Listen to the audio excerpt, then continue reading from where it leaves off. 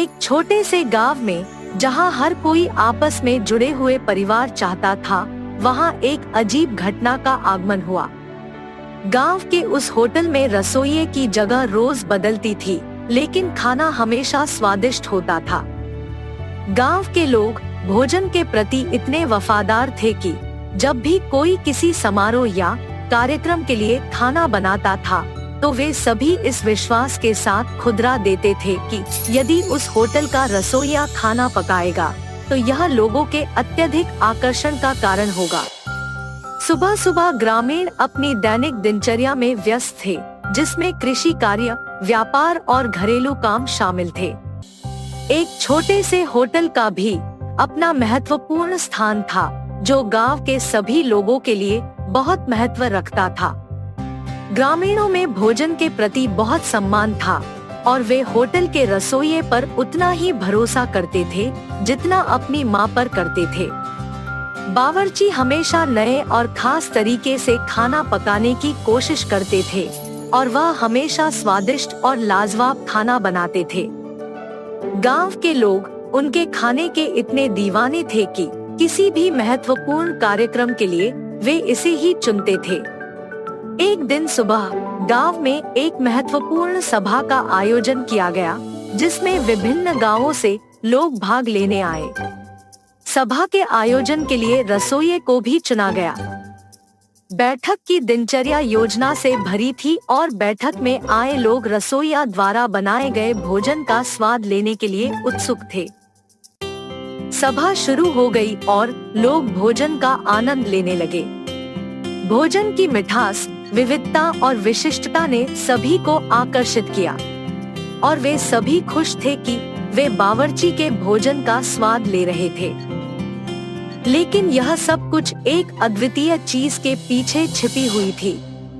बावर्ची का असली नाम नहीं था, बल्कि वह एक बुद्धिमान बंदर था जो मानव बुनाई के कपड़ों में विद्यमान था। वह बंदर बहुत ही बुद्धिमान और आलसी था। उसे लगता था कि मनुष्यों के खाने में सिर्फ वही आसक्त हो सकता है जो स्वादिष्ट हो। इसी विचार से उसने मानव बुनाई के कपड़ों में बदलकर खुद को होटल के बावर्ची के रूप में दिखाने का निर्णय लिया। बंदर ने अपनी चालाकियों से नए नए खाने बनाने की कोशिश की और वह हमेशा से देखता रहा कि उसके बनाए गए खाने से लोग मनोरंजन करें और उसके परिवार की तरह सहयोग करें। दिन रात की मेहनत के बाद उसकी चालाकियां कामयाब हो गई और उसकी खाने की विशेषता ने गांव के लोगों का दिल जीत लिया। उसके खाने से सभी अत्यधिक प्रसन्न थे और उसे सभी की सराहना मिल रही थी। लेकिन किसी को नहीं पता था कि रसोइये के पीछे एक बंदर का हाथ है।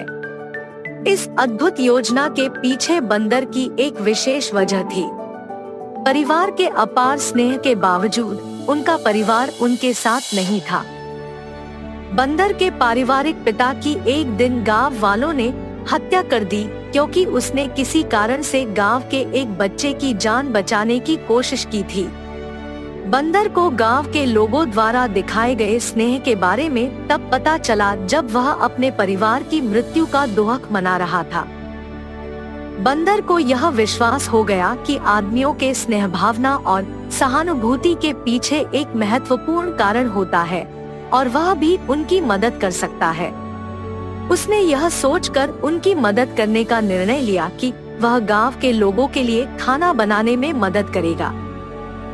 सभा के आयोजन के दिन बंदर ने फिर से एक अद्वितीय और स्वादिष्ट खाने की मिश्रण विधि तैयार की, जिससे लोग बिल्कुल ही मोहित हो गए।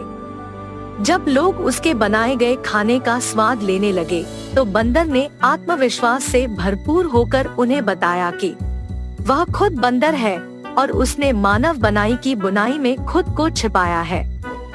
लोगों को पहले थोड़ी उलझन हुई, लेकिन उन्होंने बंदर की बातों को सुनकर उसकी बुद्धिमत्ता और साहस को समझा और उन्होंने उसे सराहा कि वह उनके लिए इतना साहसी कदम उठाया।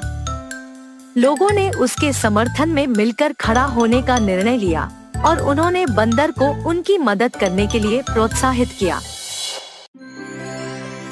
एक गांव में प्रेमजी तिवारी नाम का एक बहुत ही बढ़िया बावर्ची रहा करता था।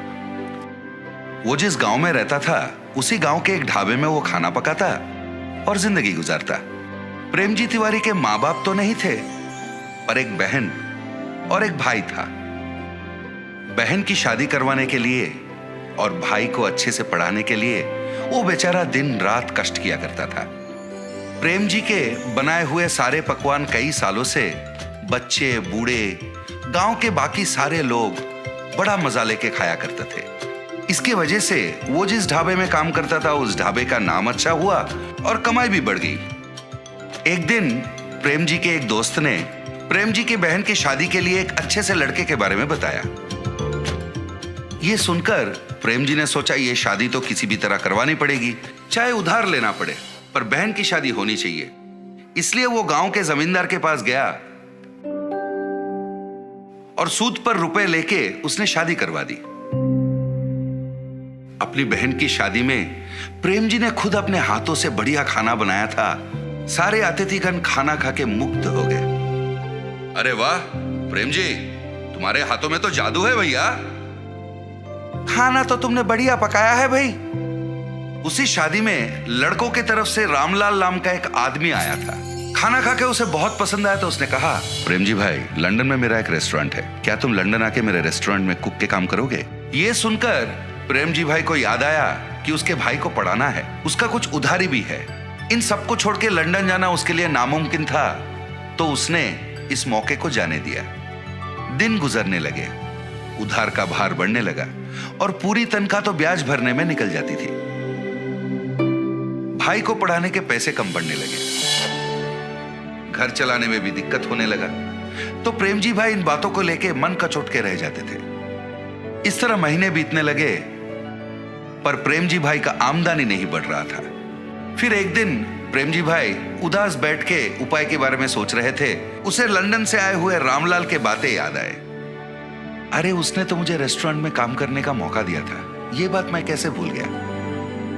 ये सोचकर वो रामलाल से मिलने चला। अरे प्रेम जी, आप इस तरफ? आपने तो उस दिन कहा था ना कि लंदन में आपके रेस्टोरेंट में कुक की नौकरी मुझे देने को तैयार है। अभी भी क्या वो नौकरी मुझे देंगे? अरे वाह, बढ़िया है, आखिर आपने मेरी बात मान ही ली।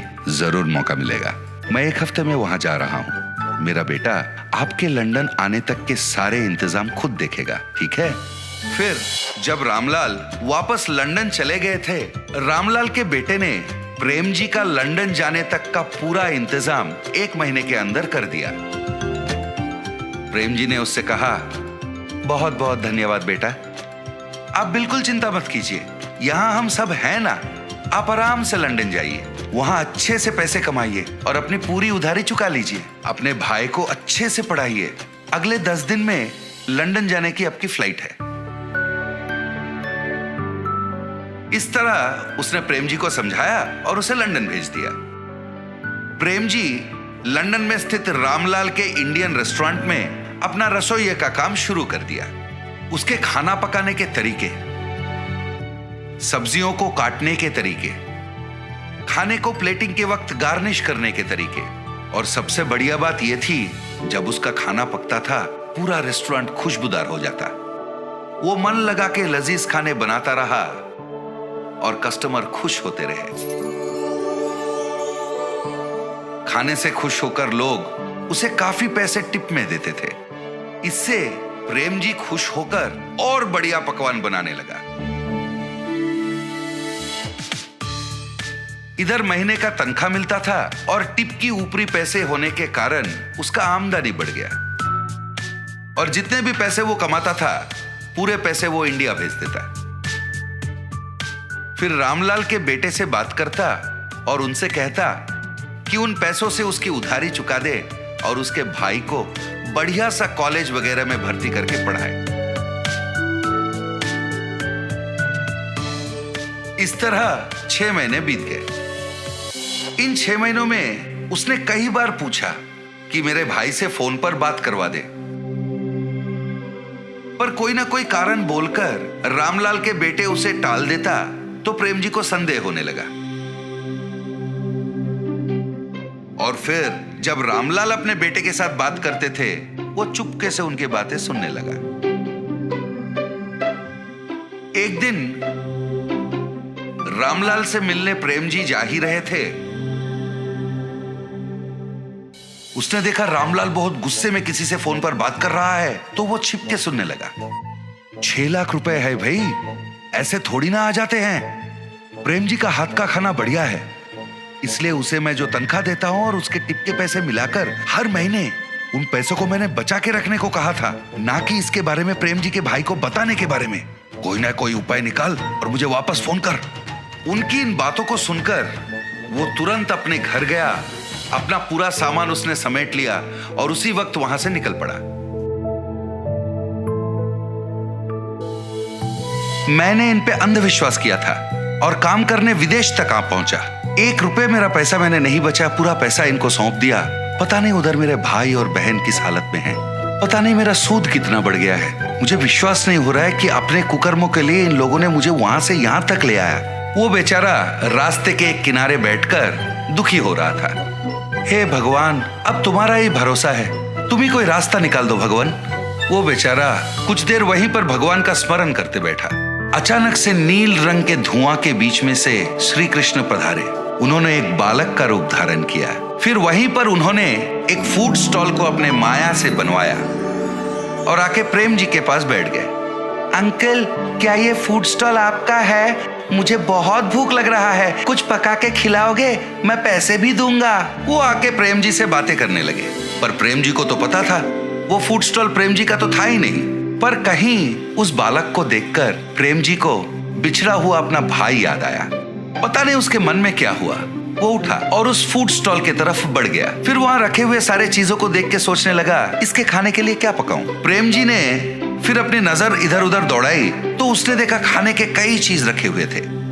अरे पता नहीं ये फूड स्टॉल है किसका? इतने सारे खाने की चीजों को यहाँ छोड़ के कहाँ चले गए? वो सोच में पड़ गया। इस तरह अचंभित होकर वो सोच रहा था, वहां खाना खाने दूसरे कस्टमर भी आना शुरू हो गए। प्रेम जी ने उस बालक के लिए बड़े प्यार से खाना पकाया। फिर वो बालक को ढूंढने लगा और वो बालक उसे दिखा नहीं। और इधर वहां बैठे जो बाकी कस्टमर थे वो सारे फूड फूड फूड कहकर प्रेम जी को पुकारने लगे, तो प्रेम जी उनके लिए खाना बनाने में मगन हो गए। इस तरह बिना कुछ सोचे समझे ही प्रेम जी के जीवन में एक नया मोड़ आ गया था। इसके अलावा वो फूड स्टॉल मेरा है कहने वाला कोई आगे ही नहीं आया। तो प्रेम जी ने सोचा शायद ये भगवान की मर्जी है और उन्होंने ही उसे यहाँ भेजा है। वो अपना काम में व्यस्त हो गया। रामलाल को प्रेम जी के फूड स्टॉल के बारे में पता चला तो उसे रोकने वो खुद आ पहुंचे, पर उसे पता नहीं था ये स्वयं भगवान की देन है। वो उसे कहां रोक पाता। इतना ही नहीं, उसका खुद का धंधा ठप होने वाला था और उसका दिवालिया निकलने वाला था। फिर प्रेम जी ने अपने कमाए हुए पैसों को जमा किया और एक विदेशी के सहायता से उसने अपने भाई को लंदन बुला लिया। वो अपने भाई को लंदन में पढ़ाने लगा, अपनी उधारी भी चुका दी और फिर अपनी जिंदगी को वो आराम से खाना पकाते हुए जीने लगा। प्रेम जी अगर रामलाल और उसके बेटे की बातें नहीं सुनता, पार्क में उस बालक की बात मानकर अगर वो फूड स्टॉल में नहीं जाता, तो शायद आज वो अपने भाई बहन के साथ इतनी खुशी खुशी जिंदगी नहीं बिता सकता। विष्णुपुर नामक एक गांव में वीरेश और गृहा नामक 2 अच्छे दोस्त अपने परिवार के साथ रहते थे। दोनों बचपन से बहुत अच्छे दोस्त होने के नाते उनके दोस्ती के भरोसे पे एक लस्सी का व्यापार शुरू करके उसे चलाते हैं। हर रोज वीरेश और गृहन दोनों साथ में उनके लस्सी के दुकान को जाते थे और आते ही दुकान को साफ करके भगवान की पूजा करके लस्सी बनाना शुरू कर देते थे। इनके लस्सी के तैयारी के लिए हर रोज शाम को लीलावती नामक एक बूढ़ी औरत इन्हें दही देने दुकान आया करती थी। और बेटा, व्यापार कैसे चल रहा है? बहुत अच्छा चल रहा है दादी। आपकी इतनी उम्र आने के बाद भी इतना काम करने की क्या जरूरत है दादी? मेरी तो सिर्फ उम्र बढ़ रही है बेटा, शरीर का ताकत तो अब भी जवान है। ऐसे ही दही देने आके उनके साथ थोड़ा बातचीत करके हंस के चली जाती थी। गृहन और वीरेश को भी उनके बारे में अच्छे विचार थे। एक दिन जब लीलावती हर रोज की तरह दुकान को दही देने आई, तो उसने देखा कि वहाँ वीरेश नहीं था। समय देख के, बेटा गृहन, लगता है वीरेश दुकान में नहीं है। जी दादी, नहीं है। क्यों, क्या बात है? इस वीरेश के साथ काम करके क्या ही कमा लोगे तुम? मैं जब भी देखती हूँ सिर्फ तुम सारे काम करते हो, और वो वीरेश तो सिर्फ तुम्हें लस्सी के मटके देते रहता है। ज्यादा काम करने वाले को ही ज्यादा लाभ मिलना चाहिए। ये बात मैं तुम्हें बहुत दिनों से बताने की सोच रही थी। नहीं दादी, आपको जरूर कुछ गलतफहमी हो गई है। मुझे तो वीरेश ने ही लस्सी बनाना सिखाया। उसके काम ना करने का सवाल ही नहीं उठता। आप दुकान आते तो हैं, पर 10 मिनट से ज्यादा कभी नहीं रहती है। इसीलिए आप वीरेश के वास्तविकता से अनजान हैं। ठीक है, तुम्हारी मर्जी बेटा। मुझे जो कहना था मैंने कह दिया। चलो अब मैं निकलती हूँ। और जाते वक्त मन ही मन पछताती है कि उसे ये सब गृहन से कहना ही नहीं था। अगले दिन जब दही देने वापस उनके दुकान जाती है, तो गृहन के ना होने का मौका देख वीरेश को भी वही बताती है जो पिछले दिन गृहन को बताया था। गृहन उसकी बातों की विश्वास करता है, मगर नजरअंदाज कर देता है और यही कहता है कि शायद उसने गृहन को सही तरह से नहीं समझा होगा। लेकिन वीरेश लीलावती के बातों से प्रभावित होकर गृहन पे उसके विचार बदल देता है। अब ये दोनों तो अलग दुकान खोलेंगे और मुझे ज्यादा दही बेचने को मिलेगा। वीरेश लीलावती के कहे बातों को जाके अपनी पत्नी को बताता है। आप कुछ मत सोचिए, मेरी बात सुनकर एक और लस्सी का दुकान खोल दीजिए बस। पर गृहन को क्या बोलूं? यही बोलिए कि जीवन में आगे बढ़ने के लिए ना अलग अलग व्यापार करना बहुत जरूरी है। पत्नी के प्रेरित करने पर वीरेश गृहन को एक नई लस्सी की दुकान खोलने की बात कह देता है और निवेश के पैसे गृहन से वापस ले लेता है। वीरेश के काम में और निर्णय में रुकावट ना बने, इसीलिए गृहन उसे कुछ नहीं कह पाता और वीरेश के दूर होने पर बहुत दुख होता है। गृहन को दुखी होते देख उसकी पत्नी, आपको ऐसे दुखी देख मुझे अच्छा नहीं लग रहा है जी। आपको अपने मन को ये कह के संभालना होगा कि वीरेश जी की स्थितियों ने शायद उन्हें ऐसे करने पर मजबूर किया होगा। वही तो मुझसे नहीं हो पा रहा, और ऐसे अशांत मन से आप क्या ही व्यापार चलाएंगे। ठीक है, एक काम कीजिए, हमारे गांव में मेरे चाचा राधे नामक एक लस्सी दुकान चलाते हैं जो बहुत ही प्रसिद्ध है। वहाँ बहुत प्रकार के लस्सी बनते हैं। वहाँ जाके आप भी अलग प्रकार के लस्सी बनाना सीखिए। आपका ध्यान इस बात से हटेगा और व्यापार में भी वृद्धि होगा। सही बात है, वही करूँगा। ऐसे गृहन 6 गांव बाद वाले भीष्मा नगर में अपने रिश्तेदार के घर जाता है। अरे बेटा गृहन, कैसे हो तुम? तुम्हारी पत्नी कैसी है और तुम्हारा व्यापार कैसे चल रहा है? सब कुछ ठीक है मामा जी। आपके दुकान के अलग प्रकार के लस्सी आसपास के सारे गांव में बहुत प्रसिद्ध है, इसीलिए मैं भी उसे स्वाद करने आया। हाँ, 12 प्रकार के लस्सी है। तुम्हें जो चाहिए वो पी लो बेटा। चलो चलो जाएंगे। और चाचा जी गृहन को उनके लस्सी का दुकान लेके जाते हैं। वहाँ पे लोगों की भीड़ लगी होती है। टिकट खरीद के लाइन में खड़ा होके इंतजार करने के बाद उन्हें लस्सी मिलती थी। ये सब गृहन को बहुत नया और अलग लगता है। और दुकान के अंदर जाने के बाद वहाँ पे अलग तरह के लस्सी बनते हुए और बनाने का तरीका देख गृहन भी वहाँ के कार्मिक के साथ लस्सी मिलाता है।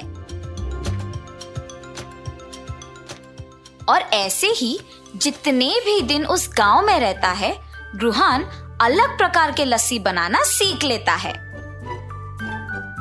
वापस गांव आने के बाद ग्रुहन उसके दुकान में अलग तरह के लस्सी बनाना शुरू कर देता है। वो उसके दुकान के सामने लस्सी के रंगीले चित्र बनवाता है ताकि ग्रामीणों को पता चले कि ग्रुहन के दुकान में विभिन्न प्रकार के लस्सी मिलते हैं, और उसके नाम भी लिखवाता है। वहां से गुजरते हुए ग्रामीण उसे देख आश्चर्यचकित होके उसे पढ़ते हैं। इंडियन लस्सी, पंजाबी लस्सी, आम की लस्सी, नमकीला लस्सी, मीठा लस्सी, मलाई लस्सी, केले का लस्सी, मसाला लस्सी, केसर की लस्सी, चॉकलेट लस्सी, गुलाब लस्सी। ऐसे नए नाम और रंगीले चित्र देख गांव वाले भी उन नए तरह के लस्सियों को स्वाद करने आते हैं। ग्रुहन, कुछ विशेष बात है? इतने प्रकार के लस्सी, जरा मसाला लस्सी देना। और ऐसे मसाला लस्सी पी लेता है। अरे वाह, बहुत ही स्वादिष्ट है ग्रुहन, जरा एक और देना।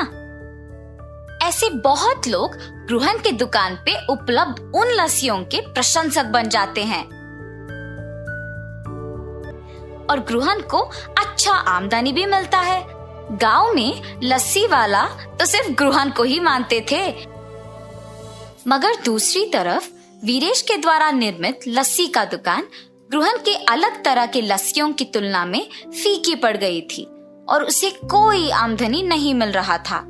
और ऐसे वीरेश को अपने गलती का एहसास होता है और वो वापस ग्रुहन को जाके पूछता है, क्या हम वापस साथ में व्यापार कर सकते हैं? और ग्रुहन बिना कुछ सोचे पूछे खुशी खुशी हाँ कर देता है।